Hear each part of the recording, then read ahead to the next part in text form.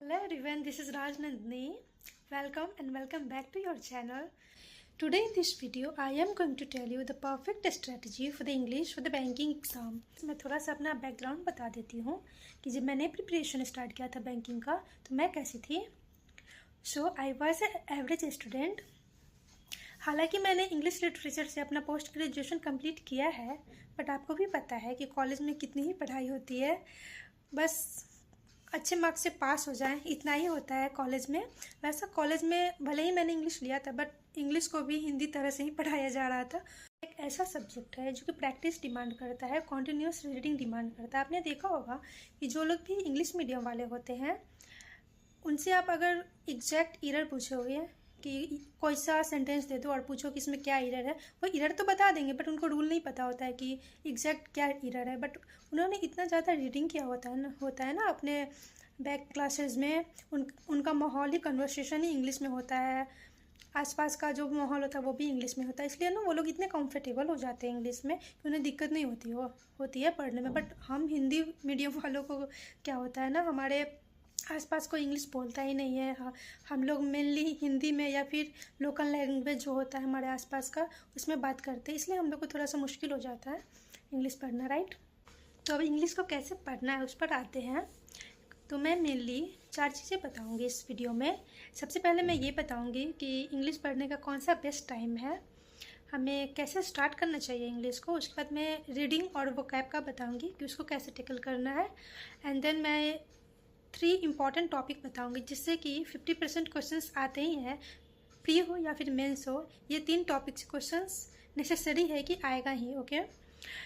और लास्ट में ग्रामर की बात करेंगे क्योंकि बैंकिंग एग्ज़ाम में है ना, ग्रामर बहुत ही कम पूछता है. एसएससी में ज़्यादा पूछता है, बट बैंकिंग में है कि लिमिटेड ग्रामर होता है. बस ये जो एरर का क्वेश्चन होता है ना, उसमें आपको एरर में ही बस ग्रामर लगता है, बाकी समय तो इतना ग्रामर का यूज होता नहीं है.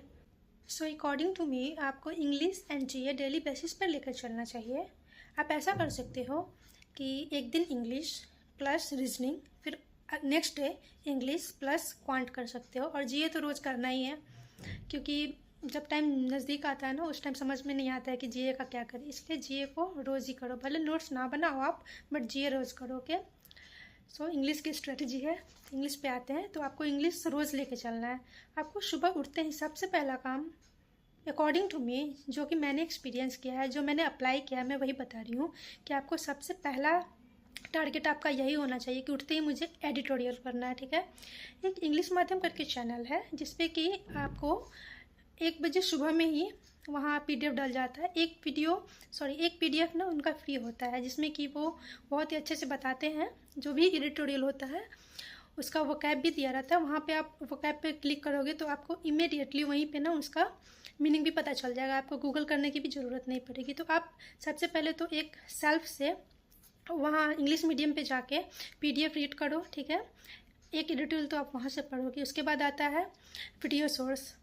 तो आप वीडियो के लिए निमिषा मैम का जो वीडियो का एडिटोरियल का क्लास आता है उसको करना. उसको पहले आप पॉज करना, पहले खुद से पढ़ना, फिर मैम का देखना कि मैम का समझाने का तरीका और आपका जो सोचने का तरीका था सेम है या नहीं. आई नो टाइम लगेगा, 1 मंथ तो आप स्टार्टिंग से लास्ट तक पूरा एडिटोरियल पढ़ लोगे, कुछ भी समझ में नहीं आएगा कि क्या ही बोला है. मेरे साथ भी होता था शुरुआत में, तो मुझे मन करता था बस छोड़ दूँ, कल से करूँगी. प्रोक्रेस्टिनेशन करती जाती थी मैं कि आज छोड़ देती हूँ, कल से करूँगी. जब से मैंने मॉर्निंग में स्टार्ट किया है ना कि नहीं, सुबह उठते ही मेरा सबसे पहला काम होना चाहिए कि मैं एडिटोरियल पढ़ूँगी. इंग्लिश को मुझे 2 से 3 घंटा देना ही है. उसके बाद क्योंकि अगर आपने मॉर्निंग में नहीं दिया ना तो फिर वो आप कैसे रात हो जाएगा और कैसे नेक्स्ट डे आ जाएगा आपको पता ही नहीं चलेगा. इसलिए सबसे पहला काम है कि 2 आवर हो या फिर 3 आवर हो, कुछ भी हो, बट आप इतना लिख लो डायरी में कि मुझे सुबह उठते ही 2 आवर देना ही है इंग्लिश को, ठीक है.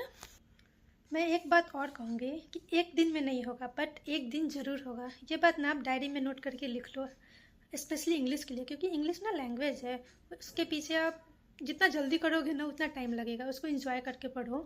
रीडिंग सबसे इंपॉर्टेंट है. अगर आपको एडिटोरियल समझ में नहीं आता है ना तो छोटे छोटे चंपक टाइप होते हैं, स्टोरी होते हैं, वो पढ़ो. बट फिर भी आपको एडिटोरियल पे आना ही पड़ेगा. इसलिए मैं यही सजेस्ट करूँगी कि वो नॉवल पढ़ने से अच्छा है कि आप एडिटोरियल ही पढ़ो. टाइम लगेगा, 1 महीना, 1 मंथ, 2 मंथ लगेगा, बट लगने दो. क्योंकि अभी कैलेंडर आया है तो सारे एग्ज़ाम्स लाइनअप है अगस्त तक। आपके पास 6 to 7 मंथ अच्छे खासे हैं, ठीक है।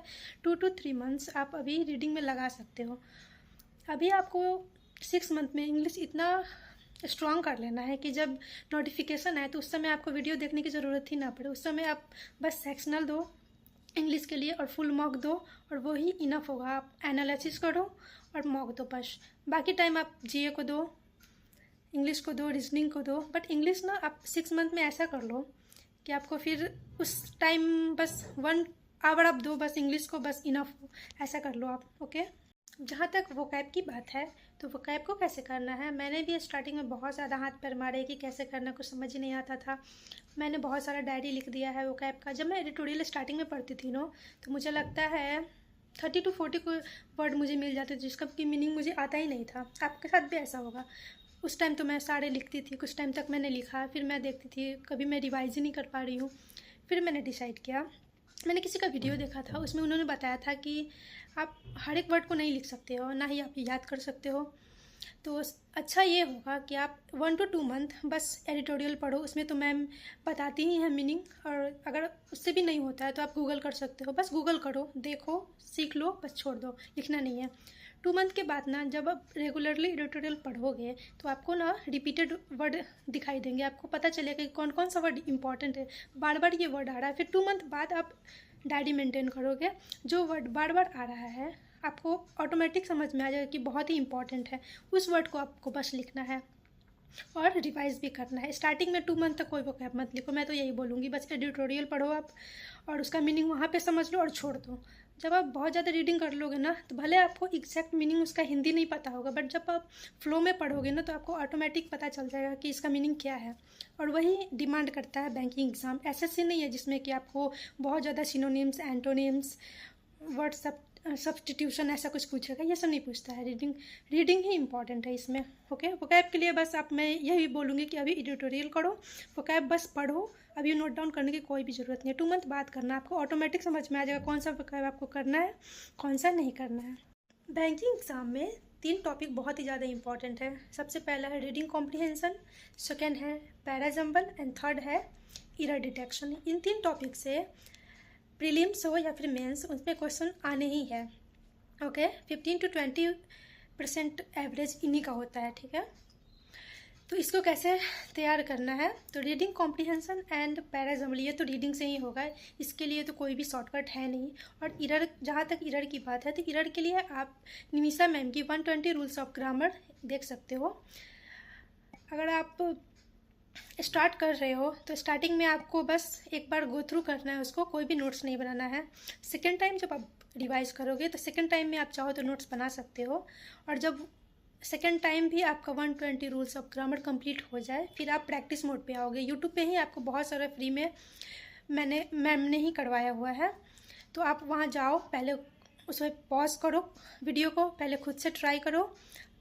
हो जाता है तो वेल एंड गुड है, अगर नहीं भी होता है तो फिर आप वीडियो को प्ले करोगे, मैम ने क्या बताया है, क्या क्या रूल है।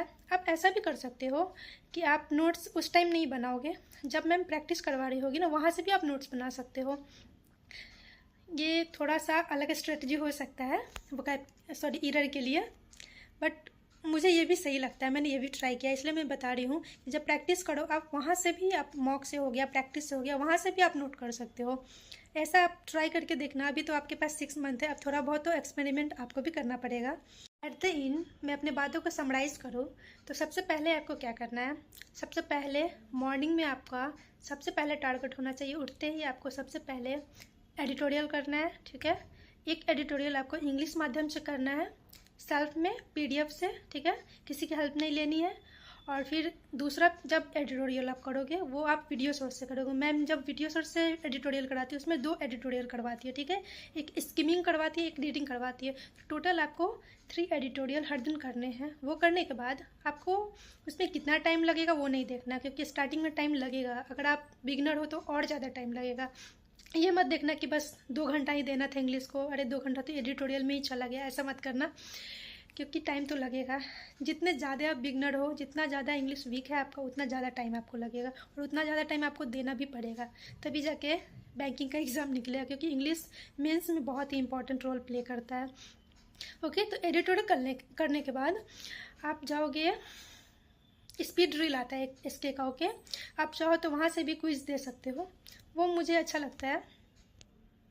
हर एक टॉपिक का 10 क्विज दे देना आप, ठीक है। जो भी क्लोज टेस्ट है, फिलर है, ये सब तो सारा रीडिंग पे ही होगा। एक इरर को छोड़ के आपको सब कुछ रीडिंग पे ही डिपेंड करता है, ठीक है। आई नो अभी आप बिगनर होंगे तो आप सोच रहे हो कि मैं एक भी क्वेश्चन मुझसे नहीं बनने वाला है, बट फिर भी प्रैक्टिस करो आप, क्योंकि इंग्लिश ये लैंग्वेज, इसमें कुछ सीखना नहीं होता है। जितना आप प्रैक्टिस करोगे ना, जितना घिसोगे उतना चमकोगे, वही है। तो स्मार्ट किरा का जो स्पीड ड्रिल है, वहाँ पे आप 10 क्वेश्चन हर एक टॉपिक का आराम से दे देना। 1 घंटा लगेगा आपको उसमें। उसके बाद आप, अगर आपने परफेक्शन लिया है मैम का, स्टार्टिंग में तो आपको परफेक्शन मैं नहीं बोलूँगी लेने के लिए, क्योंकि वो एक तरह का प्रैक्टिस क्लास है, ठीक है। पहले आप रीडिंग से अपना बेस तैयार कर लो, तभी जाके आपको परफेक्शन में भी समझ में आएगा। क्योंकि मैम का जो परफेक्शन है ना, वो मैंने लिया हुआ है, मैंने बाद में लिया है, वो थोड़ा सा हाई लेवल है। पहले आपको इंग्लिश पढ़ के समझ में आना चाहिए, फिर आप जाके वहाँ प्रैक्टिस करोगे, राइट। इसलिए अभी मैं यही बोलूँगी कि अभी आप ज़्यादा से ज़्यादा जितना हो सके एडिटोरियल करो, रीडिंग करो और क्विज दो बाकी सब्जेक्ट के लिए, ठीक है। थोड़ा थोड़ा इरर भी करते रहो साइड टू साइड। बस आपको अभी 2 मंथ तक तो यही करना है, ठीक है। उसके बाद आपको ऑटोमेटिक इम्प्रूवमेंट दिखेगा। उसके बाद आप चाहो तो मैम का परफेक्शन क्लास ले सकते हो, और बीच बीच में यूट्यूब में अगर एक एक टॉपिक करके थोड़ा थोड़ा, आपको ना फ्री में भी बहुत सारा मैम ने डाला हुआ है परफेक्शन, वहाँ से भी आप देख सकते हो। ओके।